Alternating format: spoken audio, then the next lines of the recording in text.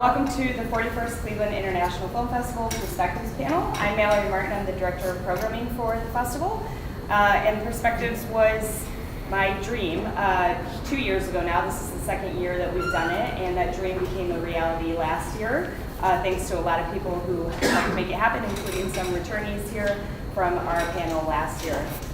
As many of you know, we actually expanded the event to be the whole length of the festival this year. It was only 4 days last year as a pilot project. We had no idea what to expect.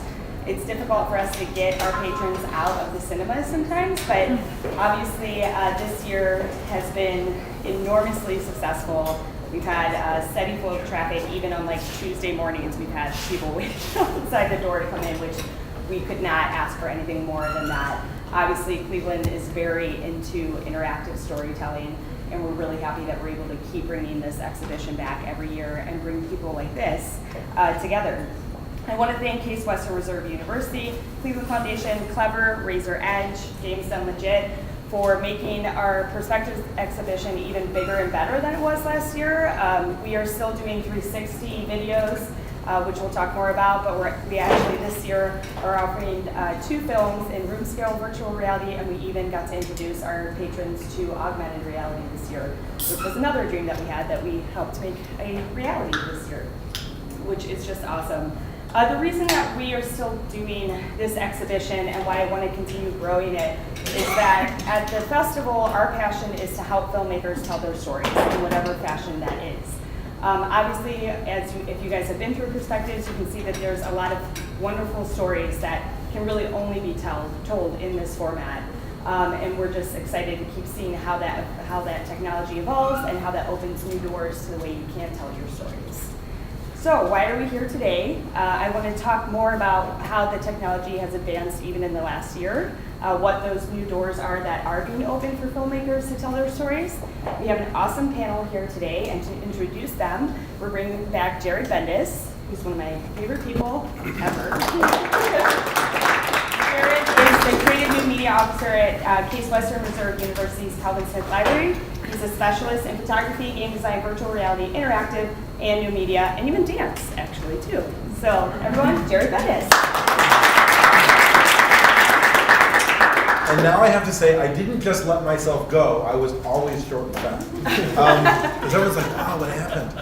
All right, so first I want to say welcome to everybody. This is great. I actually think it's phenomenal when people are not just wanting to experience the coolest experiences you can experience, but they want to walk in a room where there's like no technology and talk to the people who use these technologies, either because you had a transformative experience or because you really want to know how to do this. How many of you really want to know how to do this? Yeah, that's what I thought, folks. All right, so I want to introduce the panel, and I'm going to introduce the panel a little bit slowly because I've done this before. And what I think I want to do is, I don't want to say, why am I here? I really want to say, why are you here? So tell me where you're from. And not yet, no, get started. Don't worry, I know Mark, so I can beat up on him. But he's taller than me, you can take it. I want you to tell me where you're from, why you're here, but more importantly, give all of these people your elevator spiel. For you, I'm not going to say virtual reality, I'm going to say augmented reality. Mixed! Sorry. All right, so I'm Mark Griswold. I'm a professor at Case Western Reserve University here in Cleveland. I direct a program called the Interactive Commons, where we're trying to solve big problems through imaging and visualization. And one of our big projects is the Microsoft HoloLens, which is a mixed reality, augmented reality headset that you can see across the way. We're using it for teaching anatomy and changing the way we teach things all across campus. Hi everyone, my name is Liza Faktor. I'm a transmedia producer, and I work for my own production company called Screen, based in New York, where I work with cross-platform documentaries. And actually, we work with a lot of old media, including performance and classic installation. I'm here with a project called FLINT is a Place, which is probably the most technology we're using. Sorry, I have a bit of a cold, so.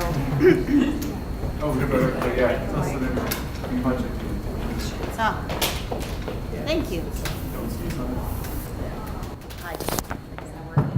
Yeah, perfect. So, FLINT is a Place as a project that I'm representing here. But in fact, you can only see maybe 1/25th of it in the perspectives. It's just showing you little snippets from 3 episodes. It's a cross-platform series that has 7 episodes. I can elaborate later. My name is Mike Knowlton, and I am out of New York. I started StoryCode, which is a global nonprofit open source community of immersive media makers. I started that about 5 years ago, and I also work at Campfire, which is a marketing agency that works with entertainment brands like HBO and Netflix and Amazon to create participatory stories and immersive media. I have a project called The Dig here. I'm really into immersive and interactive storytelling, and yes, VR is part of that, but there's some other stuff that's part of that too that's pretty amazing. For me personally, immersion is not a property of technology, it's a property of experience and storytelling.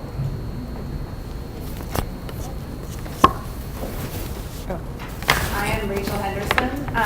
I run communications for the United Nations Foundation's Nothing But Nets campaign. We're a small nonprofit that is raising awareness and funds to fight malaria in Africa. And I think we found that over time, a lot of people don't know what it's like to be in Africa, to be a refugee, to deal with something like malaria. It's just not something we see here at home. So we really thought VR was a great way to sort of tell that story and bring the experience of a refugee child to people here at home and hopefully inspire them to get more involved with our campaign. And so far it's been really successful. So we brought our film Under the Net here and hope that it excites people and they want to donate or just get involved with the campaign.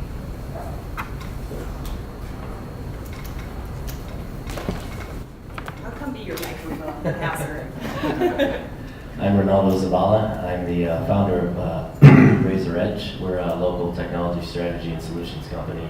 We've been around for about 10 years here in Cleveland. Traditionally, we've done a lot of mobile and web type experiences for our B2B clients, and as the last 2 years have come by, augmented and virtual reality is becoming increasingly important as the new channel for them. So we've been here also sharing some experiences with augmented reality. And on the other side, I'm the co-founder with a great guy named Tom Manderleos, who isn't here right now, but you'll meet him hopefully. And I run CLEVR, which is the Cleveland Virtual and Augmented Reality community. And put simply, our goal is to promote the ethical adoption of these technologies to try and improve the socioeconomic status here in Cleveland. And we really believe that these technologies, the power of immersion, the power of empathy, that it has the power to build bridges, not borders, especially in this time, and to connect the world. Do you need this? You I don't need this. My God, you can give me the next room. So, everyone's touched on one very similar aspect in your introduction, and that is the I word, the immersion. And I love immersion. I'm a huge fan of immersion. I think immersion is something that is cultural. I think it exists in a time. And when people talk about technology, I always talk about the caves of Lascaux as the first immersive experience. And so without necessarily assuming that that's a thread in what we do, that we really are interested in giving people this, again, overwhelming, immersive, simulated reality experience, I want to talk about technology real fast at the beginning.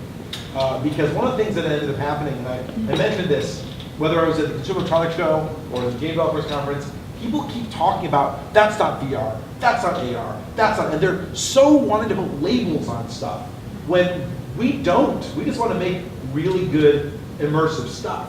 So that being said, not what is VR, what is AR, no. What is your favorite in this magical, futuristic world that we currently live in? What's the piece of technology or the technique, whether it's 3D or 360 or interactive, what's the one piece that really gets you excited about sort of like the future of playing with stuff? That stuff that makes you say, I have to work in this field because, regular cinema didn't do it. This thing got me going. Anyone want to jump in on that one? Oh, me. Yeah. Okay. Yeah, so for me it was really this project that Chris Melk made back in 2009 called The Wilderness Downtown. It's just a website and it's a music video, and you type in your address and it pulls images from your hometown into the video, so it personalizes the experience. So for me personally, the technique was bringing my images into a narrative experience and making it personal for me. That drew me into it in a way that I had never seen before and led me onto this path. I love Move that. your water cups. Move your water cups. I love that project too, actually, that you mentioned. But I actually don't have a favorite technology. It's whatever serves the story best. One thing that gets me excited that I think I could use a lot in installation or in interactive performance, which is my favorite format right now, is code-driven installation. Just something that can enhance the interaction within the space. But it's definitely not wearing headsets for me.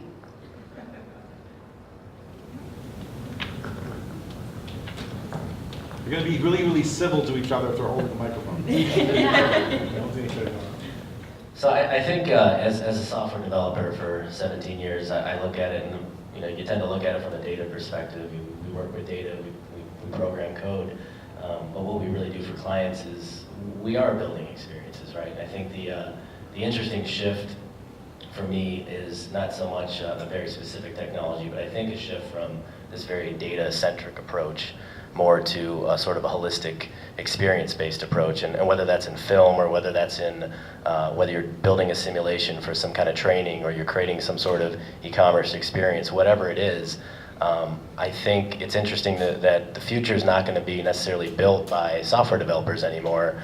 It's going to be a much more holistic, collaborative approach of game designers and artists, and I think it's the creative types that really are going to rule this kind of experience age, which I think is really what got me very interested in the potential. So.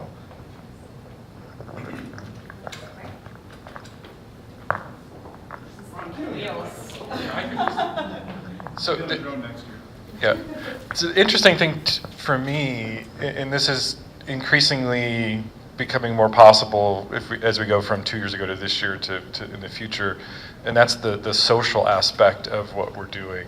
The fact that it used to be that in virtual reality you were closed off and completely alone, and you still see that where we are, but increasingly VR is moving to this shared experience where you can be in there together. We're really passionate about the augmented reality experience because we can put 10 people in a room and they can experience this digital story together, and that's the thing that I love about Chris's website originally too, is that it was this, you could do it and then you could share it with somebody else and they could be a part of your life, and that's where you really, that's why we go to movies. I mean, even today, it's easy to watch on Netflix, but I love going to the movie theaters because I can laugh with the other people. And when we start doing that, when we have virtual people standing in front of us and the whole room starts to laugh around that, that's a new thing. That's going to be neat. Yeah, I can actually add to that. I am very new to VR, obviously. JP is one of the filmmakers that we worked with, and I think I'm still learning the technical aspects, but it was that social aspect that I think is really cool. Particularly watching other people watch VR is really fascinating, and it sort of draws everyone in a room into wanting to experience that as well. So I can't remember the name of the film it was, but watching all of us experience a haunted house. And you had to navigate it yourself and choose your destiny, and it was viscerally terrifying to actually do it in a way that it's not. It was almost like more real than when you're riding through a ride at a, it felt so real. So everyone would scream and react and jump, and I thought that was just so incredible that having something on your head could create that, and then everyone just had so much fun with it. There's just so much to that, I think. We worked with a dancer who is interested in technology here in Galbraith, and he loves to just come watch people in our space and put these things on and move around. And he had I think the best observation. He said, when you look at these people in these headsets, they look like they're blind. They look like people with dark sunglasses on trying to navigate their way around the world. But in reality, they're seeing something way more immersive and interesting than VR. And what's it? Well, what's weird about that is that Gary is one of the smartest people I've ever met. And if you're walking down the street, Gary will go, what's wrong with your ankle? And you're like, nothing. No, there's something wrong with your ankle. And he was my professor for technology and media and dance. And so he asks a question, and you go, no, not. And he can read your body language in ways that you don't. And you become so self-conscious that you like freeze. And then he knows you're freezing. You don't want to play poker with him. And it's funny though, because we talk about that's the payoff, right? You know, the laughing or the screaming or the ducking or the whatever. And it's not fun if you're alone in the room. Yeah. And you don't get to be there for the payoff. But, you know, you've all mentioned, again, I want to sort of, again, talk about sort of the temporal part of this. Because, you know, let's be practical. What's going on over, is it over there? That way. What? No, not that way. The Oh, other the one. festival. The festival. Yes. What's going on over there, 41 years ago, probably didn't look much different. And 41 years from now, it probably won't look much different. And that's a good thing, right? There's something really, really stable about the media. This stuff is gone in 2 years, 3 years. We have one. We'll have memory of it. We'll have record of it. But I'm not even talking about the stylistic dating of it. But literally, what we are doing, we are not doing the last. And we all know this, right? We'll make sure everyone's no one's yelling at me, right? Because someone's gonna. We have these fights all the time. So that's my question to you: is you're spending as much time and as much energy, and you're burning as bright, if not brighter, you know, to give the experiences to everyone around you, knowing that your legacy is that was cool. I remember that, like a real performance is, where it only was that one moment. How do you deal with that? How do you deal with the temporal nature of the type of work that you're doing? The difficulty of marketability, as it were. Well, that's why I'm not doing VR full time.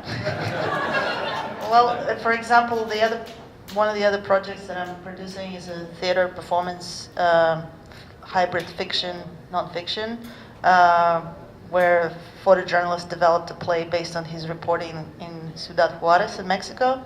And it's part of the space, so it's a combination of immersive installation and performance with actors.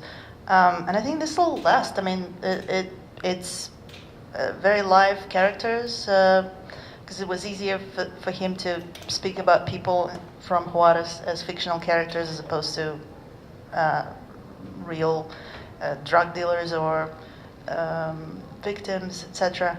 So I would rather spend years of my life, because literally those projects take years, on something that will last a little bit, hopefully. So I actually wanted to go back to something that Eve Cohen said last year at this panel. So unlike a film, you can, when you're watching a movie, you can look away in a way and forget it, and it becomes something else. If you do these VR experiences, and she actually specifically brought up the haunted house last year, you can't unsee that anymore. It's this, you know, I still remember Clouds of Sidra from Chris Milk too. I'll never be able to unsee sitting in a tent that's the size of, you know, smaller than the bed that I sleep in with this girl in a Syrian refugee camp. That I can't ever unsee. And so I think that there's a permanence to this that film doesn't have, because it's as if you lived through that in a way that a film doesn't do all the time. And so I think if we do this right, it has maybe the software doesn't run next year, but the thought process of it certainly does. I can bring myself back to some of these experiences that I've done in VR and AR, and it's just like I experienced it yesterday. All the details are still there. Maybe a more practical response, or in the practical space. So a lot of the work we do is, yes, kind of technology. In a couple years, it's very difficult to replay it. But for instance, with The Dig, we co-produced it with a group called The Skin Deep, and so they've developed a really strong following on YouTube, and so for this project, we're going to have story aspects that aren't just in this one form. They're going to be on YouTube. They're going to be put out on Twitter and in forms that are going to be fairly flexible and long term. So that's how we would deal with that. I would say I have a selfish and unselfish motivation to doing VR. The selfish one being nonprofits are increasingly becoming more competitive.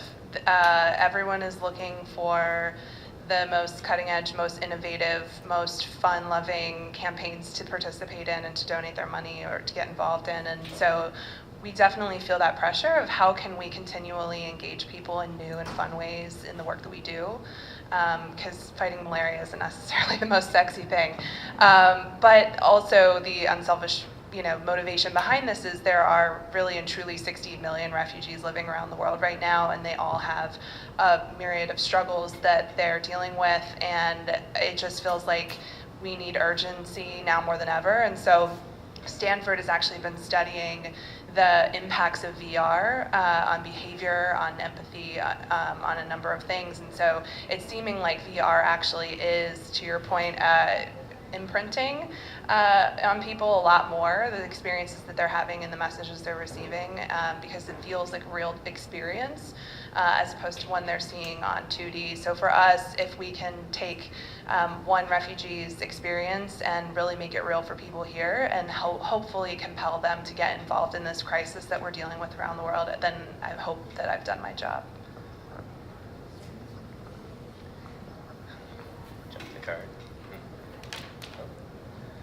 I think if we did a little social experiment and I asked everybody to close their eyes and think of, or even just write a list, maybe you don't even close your eyes, but just ask you what are the top 3 things that you forgot to do today, I think I'd probably find that none of you would write the word play down, right? And I think that's really important right now. I mean, you asked the question, like, why do this when there's no permanence to a lot of the things we're doing? And I think to me, it's really kind of simple in a way where why would you take a kid to a sandbox where the castles are already built, right? There's so much value in him, trying to build one up and having it fall down and experimentation. And I think that one of the things I love about these technologies is that if you look we live in the world of Facebook and all these types of places where a lot of people are afraid to post things, they don't want to be wrong, and so they tend to wall off themselves into communities where they can be right all the time, and that's bad, right? And I think what we're doing right now, it's great that we're going to have a lot of failure, but we're going to learn so much throughout that, and it's the process that matters. And I think that's really what is beautiful about the folks like yourselves that are doing these things, and hopefully we can continue to do those types of things. And I think the technology has real power to do things like heal racism. I mean, you talked about Clouds Over Segura and these other films, and I mean, the emotive power is there, right? I mean, not just to make money, and I mean, a lot of people are going to make money, but I think there's just so much power in playing, and I think that's why right now I'd love to bring children into this right now. It's not ready. A lot of it's stuff that it's going to break. Sometimes the device is going to shut off, but so what, It's funny. I was talking to someone, and I don't know if I should say their name or not, but Dee Perry was telling me that she bought a Galaxy just for the gear. Me too. And how many here people have bought the Galaxy just for the gear? Just for the gear. All right. And it was great. And I remember when she told me that, I'm like, yeah, that's great. But then it's like 4 months later, I'm having lunch with her. I go, so, how's the gear? And she goes, use it every day. Every day. And she tells me the story, and I'm like, what do you mean? She's got like her own personal space where it's her retreat. It's like a happy space for her. And I'm like, it's funny because when she's telling me the story, I'm getting jealous. I'm getting jealous that I don't have sort of the VR, happy space. And I have all the toys. I can do whatever I want. And, you talk about sort of changing the world, from a social perspective.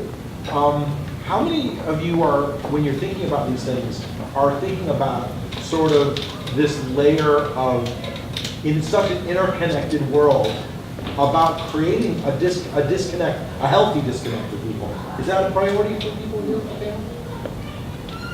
reaching that getaway?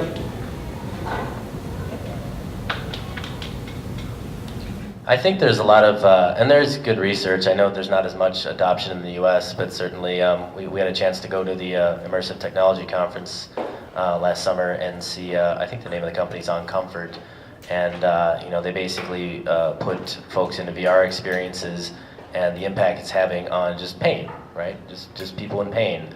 They're experiencing the same levels as a regular opioid, and I think that's really interesting. And I mean, I look at that as it can heal from two levels. You've got the opioid crisis we have today, and you also have these experiences that can actually get at the root of the problem, which is anxiety in a lot of cases, not just necessarily the acute pain, right? So.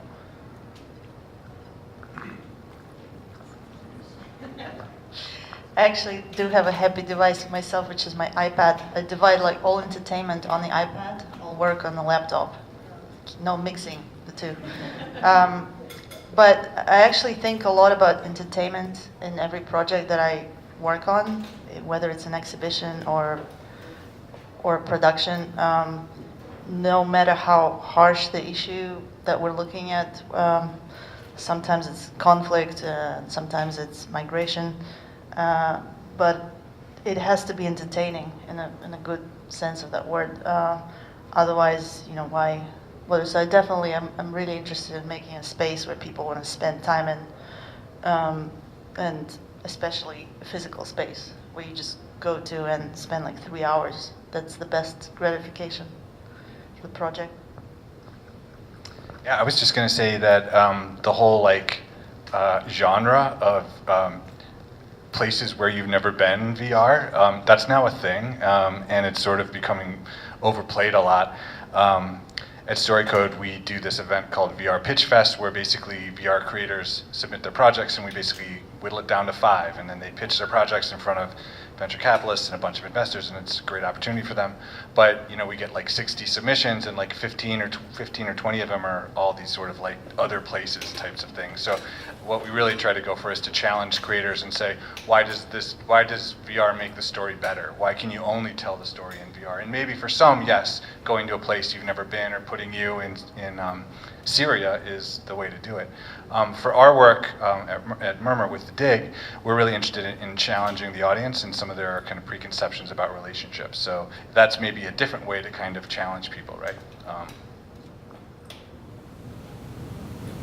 It's funny you say that about the, different spaces. Yeah. In academia, it's always about digitization, right? Nobody wants to see another project where we digitize a collection of something. Yeah, there's a lot of collections that need to be digitized still, but it's not a top trend. And there's an issue here as well. It's like there's so many great places around the world that need to be captured, that should be captured. Except right now, it's not the flavor of the month, and it becomes a hard one because I think in some ways we're not saying it's bad. What we're saying is that do it. Like you don't need my support to do it. Do it. And I think that's one of the things that if you haven't been looking, that's something that we have to sort of becomes almost like a baseline. It goes without saying that we're going to capture the world. Now we've got to raise the bar a little bit. I think that's a really good way of looking at it. I'm trying to have a story on top of the place. The place by itself is just nothing. So story. Is that a thread here? Yes. Everyone needs a thread here? So all the people who raised their hand at the beginning when I asked them if they wanted to produce, don't raise your hand for this one, but mentally raise your hand. How many of you had a story involved? Exactly. And I think that, but seriously, how many of you would just go watch a film, and again, think about early filmmaking, when it was, you can't go here, now you can. Now we've got to put a story on it. So I want you to remind you, because the technology's easy, folks, right? Technology's easy. It's becoming easy. Yeah. Well, I was just going to add also that from a storytelling perspective, I was listening to a presentation that the team that did a lot of the VR work for the Wall Street Journal gave recently. The company's called Scenic, and they made the analogy that storytelling and filmmaking is much more like theater than filmmaking, and so it's almost like forget filmmaking. It's like theater. It's about creating moments of drama that draw people's attention, and that's the device that you use, and that's a much better metaphor than filmmaking. It becomes actually really critical because when you think about any performance arts, whether it's theater or dance, the director is not grabbing the person's head and telling them where to look, right? They're doing it using all the other cues. So I always, you start feeling that film directors are lazy, right? They get to point the camera. You've got to call attention. But based on that, based on your own work, so one of the things is how rewatchable do you think your work is? And I'm going to ask it in two ways. Number one is, how rewatchable can it be versus how rewatchable must it be? Because some of you have done things where you can't just watch it once, right? You're smiling, you're gonna hear it, right? So how do you view rewatchability or reviewability as a factor in your authorship and your creation?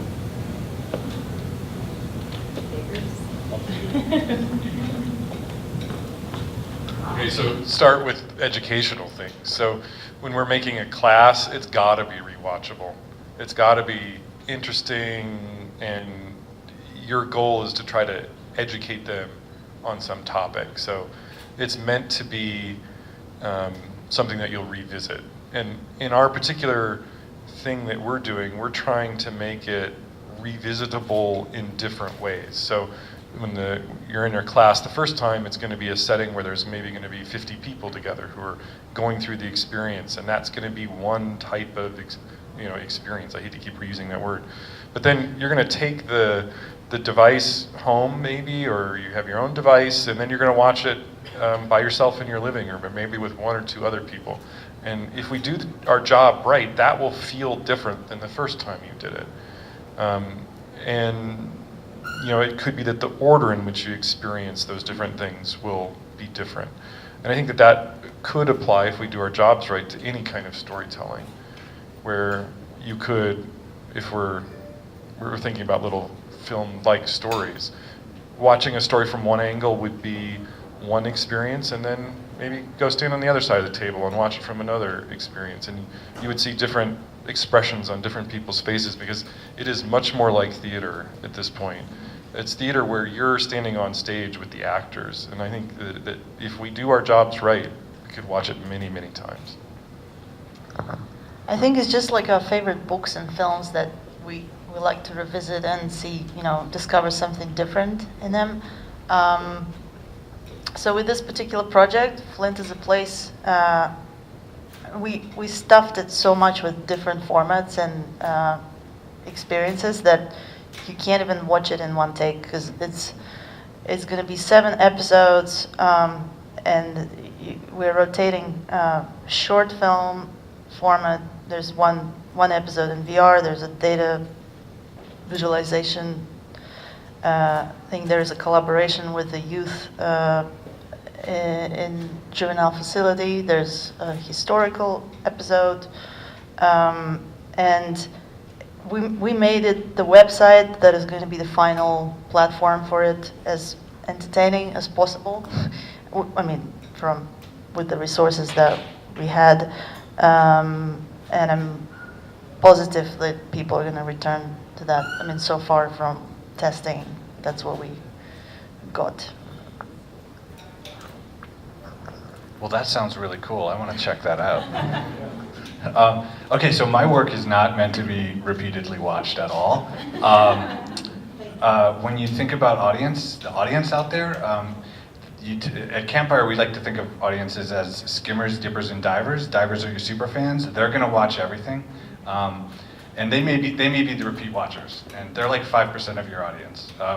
And then maybe 10% of your audience are the dippers. So they're the people that are going to dip in. They're going to watch maybe 5 or 10 minutes. And then the skimmers are people that may not have even heard of your project, or maybe they have heard of it, and maybe they just go for like 30 seconds. So for this project, we broke the storytelling into what we called nuggets. There are 15 seconds to 45 seconds of video.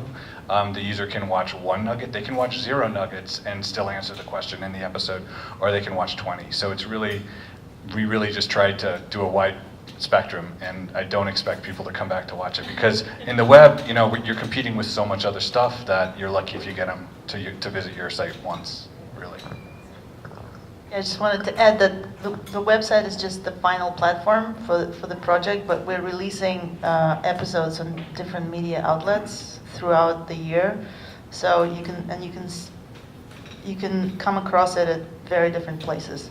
So then hopefully by the time that the website is launched, you'll remember having watched some of it at a screening or on the New Yorker website or the New York Times app, and then it'll all come together.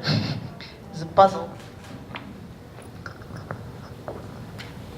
I think I've probably seen my own film about 100 times. At this point, I think I cried for the first 25. And part of it is, when you shoot a documentary style story, you're spending time with the family, and I think we all definitely bonded with them and miss them immensely, and just hope that they end up in a better place than they are now. And I would say the same. I don't think we intend to have people watching it many times, but we do want the story to be compelling enough and show enough of a camp that they might want to watch it several times just for pure educational purposes.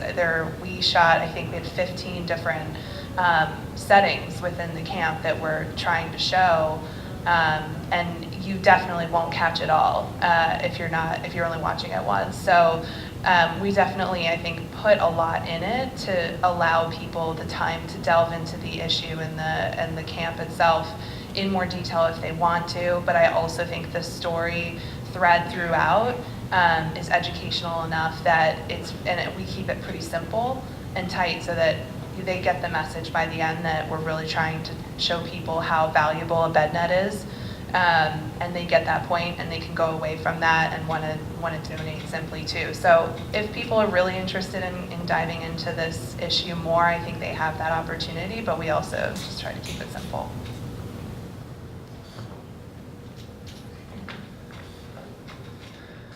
Right here in Cleveland, Ohio right now, there is a company called EventWorks 4D, and how many people in this group have, about 5-6 years ago, maybe more, saw the Tupac hologram at Coachella, or are familiar with that happening?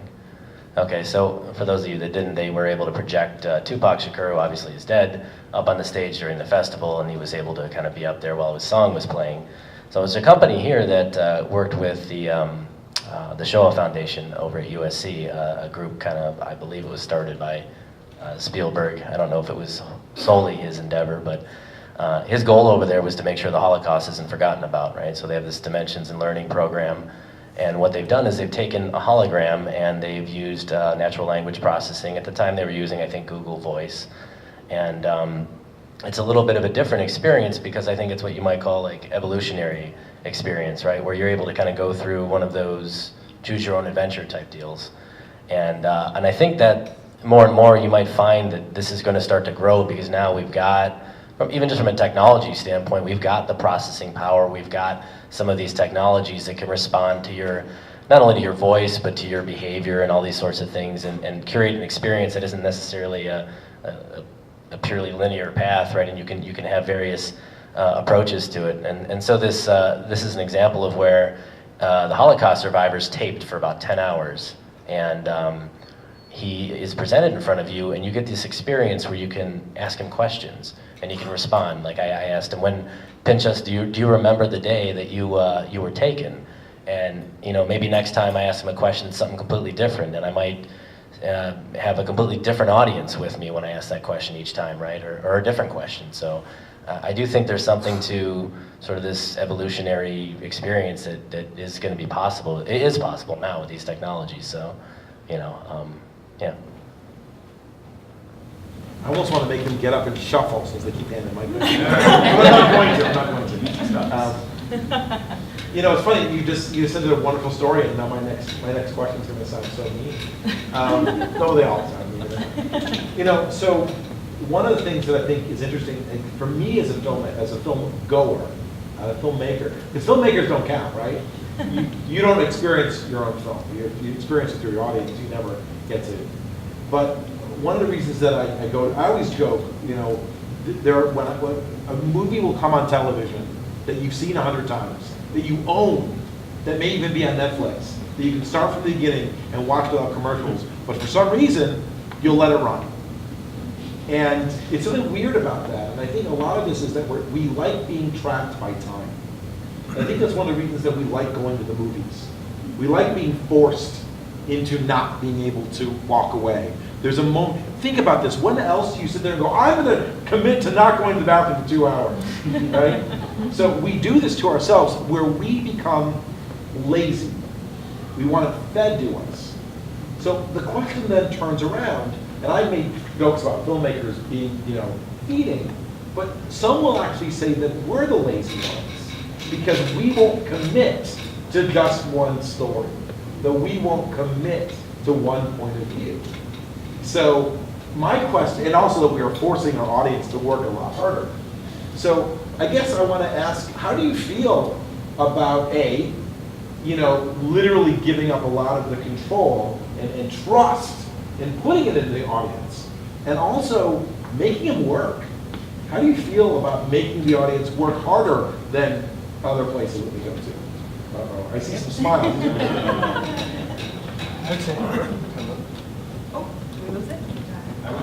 I would say that a well-designed experience doesn't feel like work. So, if you're a creator, Just shout. yeah. So I mean,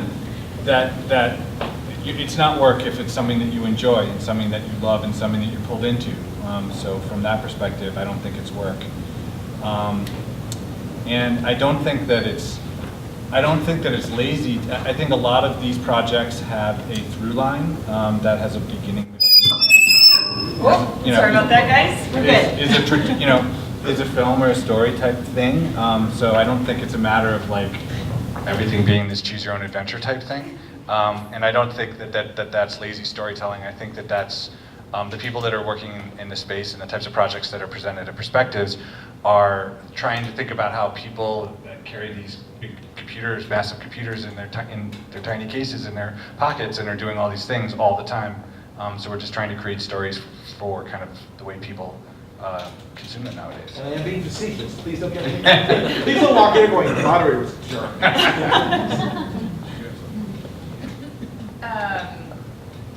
I guess I would say sometimes it can be a little annoying when you deal with folks who aren't as comfortable with VR as we are now and the technology.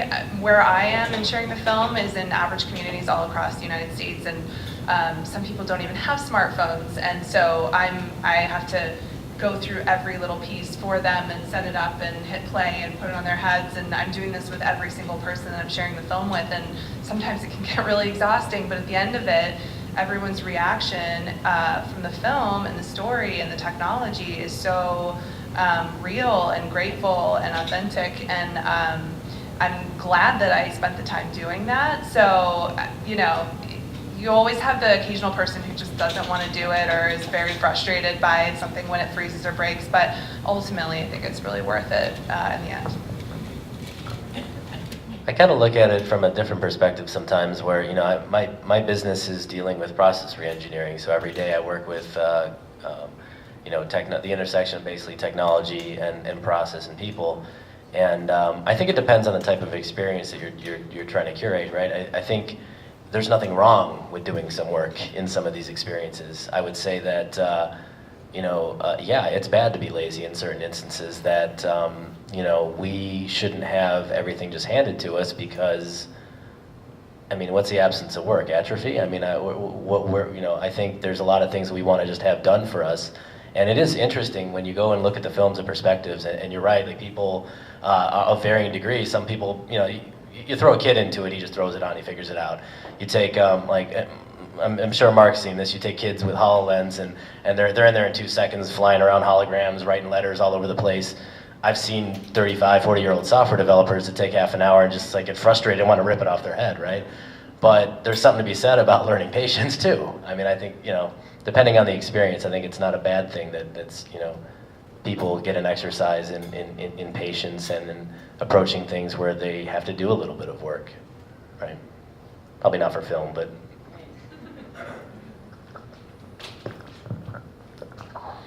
I think for me it's about sharing all these stories that we're trying to tell are very complex and multi-layered, and it's very hard to make a single choice of how do you want to share it. So we want to give the audience as much as we can, and hopefully they'll find some of it, maybe not all of it, but it's still there. And especially if they keep returning to that story, maybe they'll discover some more. So it's definitely not lazy or mean. None of you are lazy, by the way. I'll just add to it. I think that we go watch films a lot of times to be a part of that world. And, I would argue that you have to work more to be a part of the film world than you do in a VR space. And I think that in particular, if we do a great job telling the stories, you can be a part of that story without much work, and you can experience it like you want to. And I think that's, again, why we go to the movies in the first place. So, years ago, somebody asked me if there was any piece of tech that would change the way you work, and it existed right, and by the way, I really put it in my hand as well, so be careful. You know what's coming down the pipe. You see what you're working with, you see what people are experiencing. What would, as storytellers, as experienced designers, what would make your life easier? What do you wish someone came off on tomorrow, you're like, first in line to buy that, I'm waiting for it. So easier or better? Because those two are different. Excuse me, please. If better for you is easier. Well, in the AR space, for me, it would be just simply having the devices have the processing power so that we don't have to spend a lot of times making things worse so that they'll run in the device. This is a short-term problem. In 5 or 10 years, this is just going to go away. But then beyond that, I think it's the ability to. So with VR, we can do this inside-out thing. Talked about this last year. That you can have a camera in one spot that's looking out into the world, and you can capture it and get the whole 3D. That exists today. You can spend whatever $50,000 or $100,000, and you can have it. On the AR side, we have to look from the outside in. I want to capture this cup from 100 different angles. Those rigs are not cheap. They're 7, 8, 9 digits of cost, and the processing and everything else that's involved in getting that data processed into a form that we can use is tough. So give me a portable AR studio that I could record actors and tell stories that way. It would change the way that we tell stories. I mean, you could have somebody, you could have Obi-Wan Kenobi land in your living room and tell a story. I want a device that records dreams, and more importantly, imaginary sequences, something that you're trying to visualize, and then you spend all this time visualizing it in 3D or design sketches. Or there was a fictional device in Catherine Bigelow movie. I forgot what it was called, about 2000. It was the eve of 2000, and they had a black market for those videos that were recording somebody else's experience, including sound and smell. And so something like that. There's a Christopher Walken film too that's really good too. Hollywood's last film. That film was, I'm just getting this wrong because Dreamscape is the other one. Is it Dreamstorm or Dreamscape? It's Natalie Wood's last film.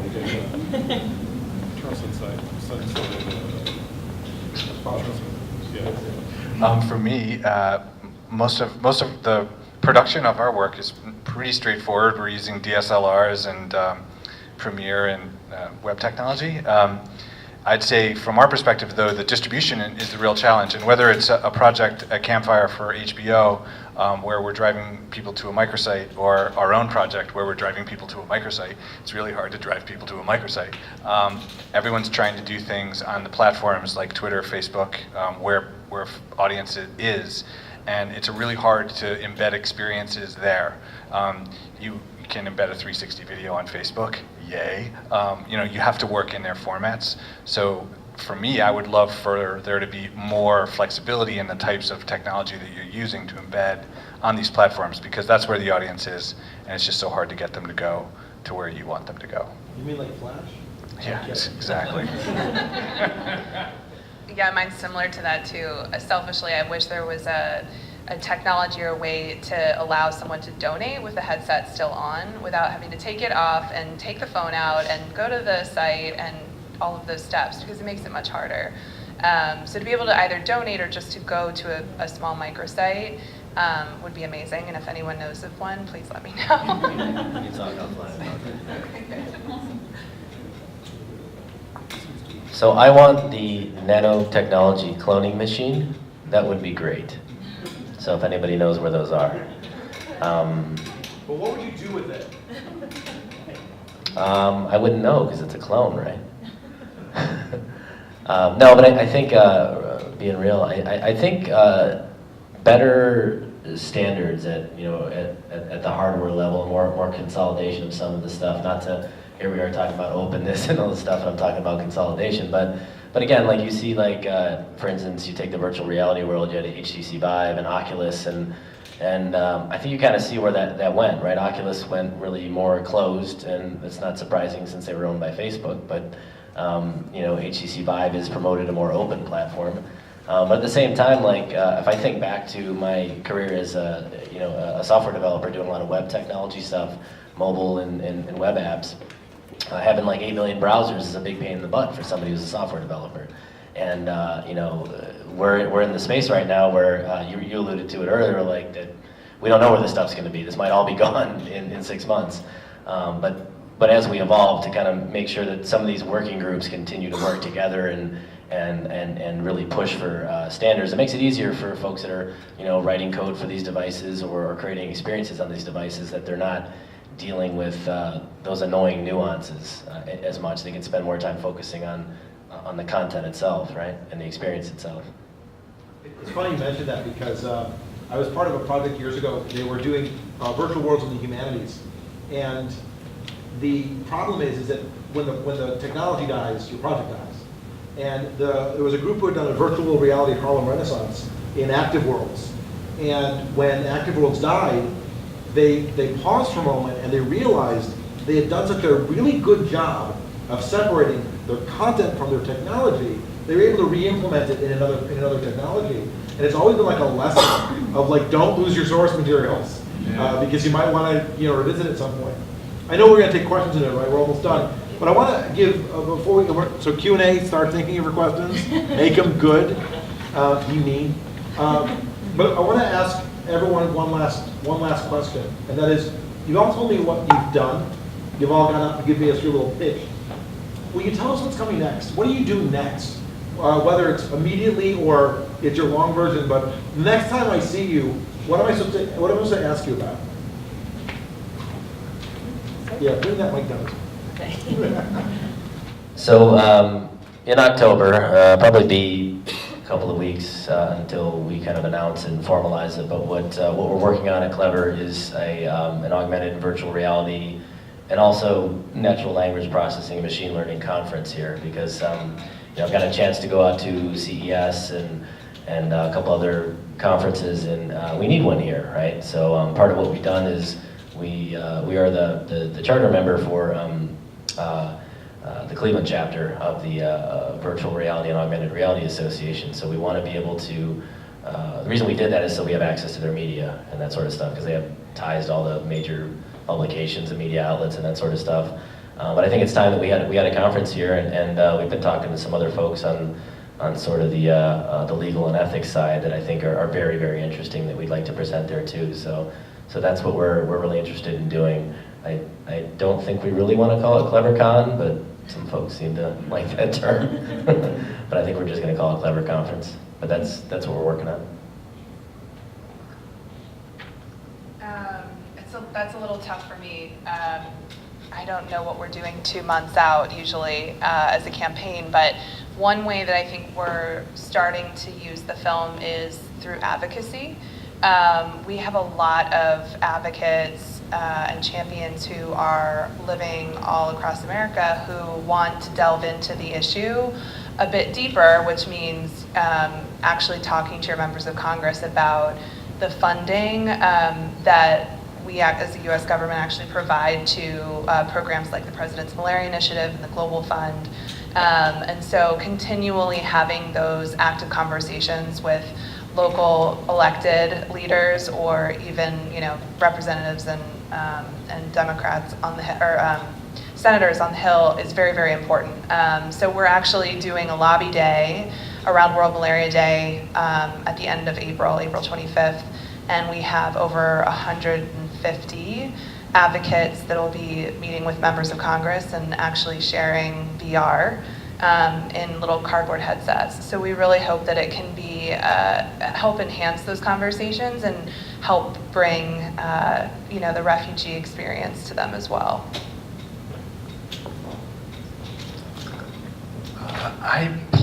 The work that I'm hoping to be doing in the near future is probably around two areas. One is audio storytelling. Podcasting is very popular now, and I think it's just going to get more popular. We've done a couple projects that have used 3D audio in interesting ways to tell horror stories, so I think that's probably going to be something that we do. And another is basically fleshing out immersive live experiences more that sort of blend VR or AR into the experience, but it's not all about the VR AR thing.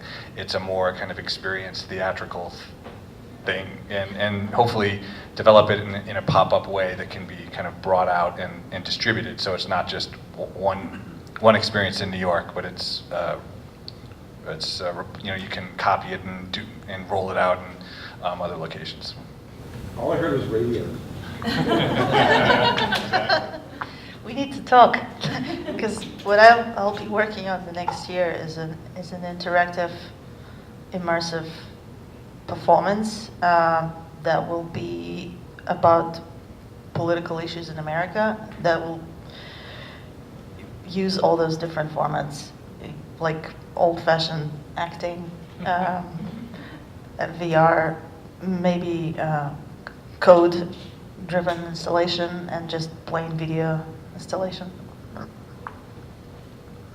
So I think we'll have a lot of experience in how to do big groups of AR type things, but also on the horizon is actually kind of live acting, storytelling coming as well.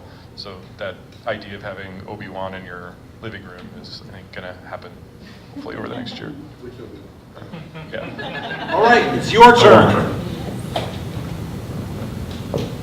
Yep. Can you talk a little bit about accessibility of VR production?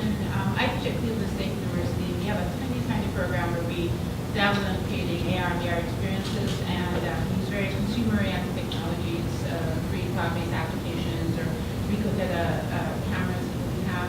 What I'm curious about is some of the stuff that we saw. There are a lot of 360 documentaries that I watched from the perspectives. Were they all produced with GoPro rigs, or were they produced with some of these sort of consumer-level cameras? And what type of advice can you give us? I can talk about FLINT, policing FLINT. 360 video is totally do-it-yourself production. We worked with a graduate from NYU ITP program, and we just sourced all equipment ourselves. It was GoPros, but just built the rig ourselves, and it was super cheap. And it was in FLINT, so we could, the filmmakers could go back and forth and reshoot. 6 GoPros? Yes. No? I actually teach VR, and one of the things that I've been focusing with my students on is to be technology agnostic. It's to remind them that almost everything that we're doing is grounded in a very different aesthetic. So whether you're using 6 GoPros, 12 GoPros, or a Ricoh Theta, the aesthetics are still the same. And to have them really get over their lack of technology. A good story is a good story, or the right view is the right view. And so that helps a lot because it makes them not feel as poor, unless you're doing the AR stuff, which makes you always feel poor. I know. Sure, I'll take it. All right, so I have a thought, a response, a thought, and a question. So and many more, and I'll be, Tower City doesn't close, right? I'll stay outside till, I have to do something at 11 a.m. tomorrow, but I'll talk about VR all day with you guys if you want. So one thought, first of all, is the Cleveland virtual reality group, CLEVR, here that Reynaldo is working on. If people are interested, all those people raising their hands, they should check in here. We've got a lot of technology and equipment, and I got my just got my 3D 360 camera that I ordered last April, just arrived, and I've got a 4K streaming, 2D 360. The views. If you want to check it out, it's got the All right, so there's a lot here, and Blender and Unity, if you're going in that direction, are going to be free, those programs. So, but the Can I add something real quick? Yeah, absolutely. So if you want to work with Daniel, he's the master of demos. He's been awesome all week. He's Thank you. So then the thought that I had hearing some of this was, you were talking about natural language, and I'm thinking about the uncanny valley, and when something doesn't feel like it fits, and the suspension of disbelief or the immersion is gone, it takes someone out real quick. So I wonder, they always say, yeah, we're only a few years off, and maybe we really are getting there. But I think back to something that you mentioned, this Faktor, which is they're actually using a lot of people they're using improv actors, and they're actually able to generate things and stream them to interact with people. So if the technology can't do it just yet and make it immersive and it draws people out, that's a kind of interesting thing they've been working on, and even streaming them from Florida to Michigan or whatnot. So there's some interesting trends there. My question though is, of the future trends and the things that you see happening with the industry, the art and all that, what are the things that scare you and what are the things that excite you?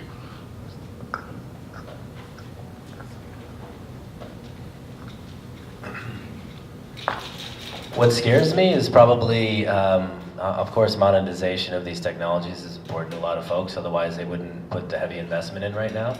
I can't say that's across the board. Of course, there's great social cause issues that people are doing things for.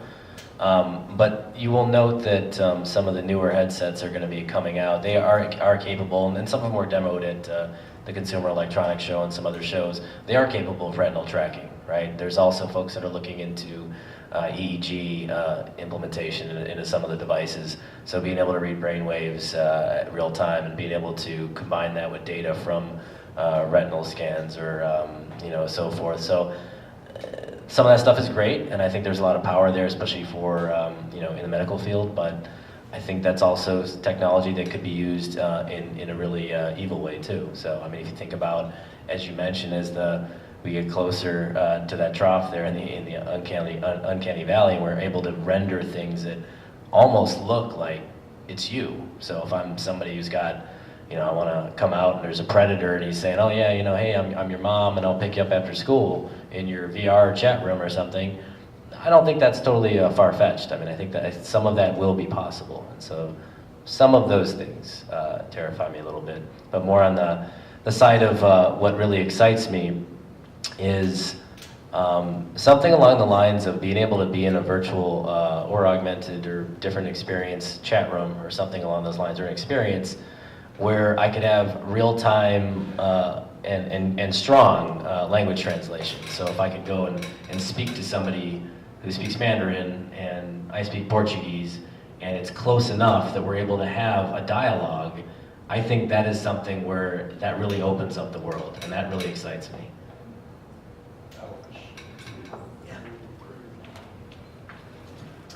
Donald Trump scares me a lot. Alternate reality. From a tech side, I'm not that scared, but Donald Trump horrifies me. What excites me is that I think now is a really amazing time to be an independent creator. The traditional entertainment industry has been disrupted tremendously and only is continuing to be so. So it's a better time to be an indie creator now than ever. And whatever technology you're using, it's still the same.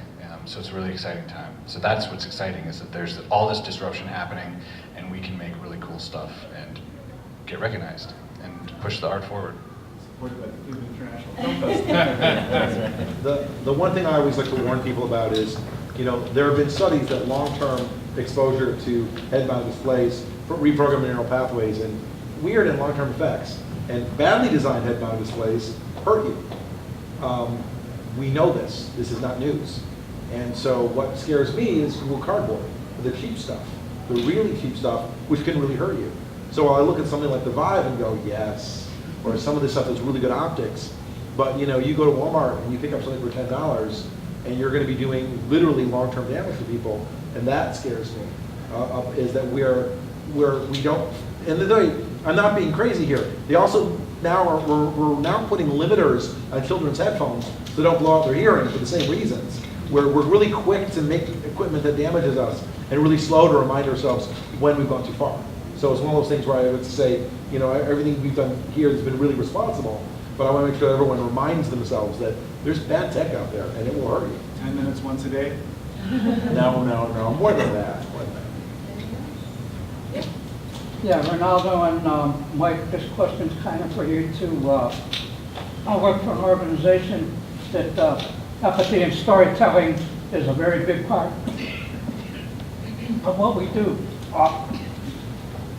I saw several films that created empathy within me for the people that were involved in them. How can virtual reality take that further and expand upon those experiences? Empathy? Well, I would say probably the most played quote is that virtual reality is an empathy machine. I mean, just because you put on goggles doesn't mean you're all of a sudden empathetic to something. A story well told in virtual reality that puts you in the place of a refugee or whatever, and you've never experienced that, certainly creates empathy. So I think that it's all, again, it's about storytelling. It's about really crafting a really good, compelling story. But so how do you make it more empathetic, tell a better story? I mean, really, honestly, find better characters, figure out, test your work often, and get reactions from people as you're developing it.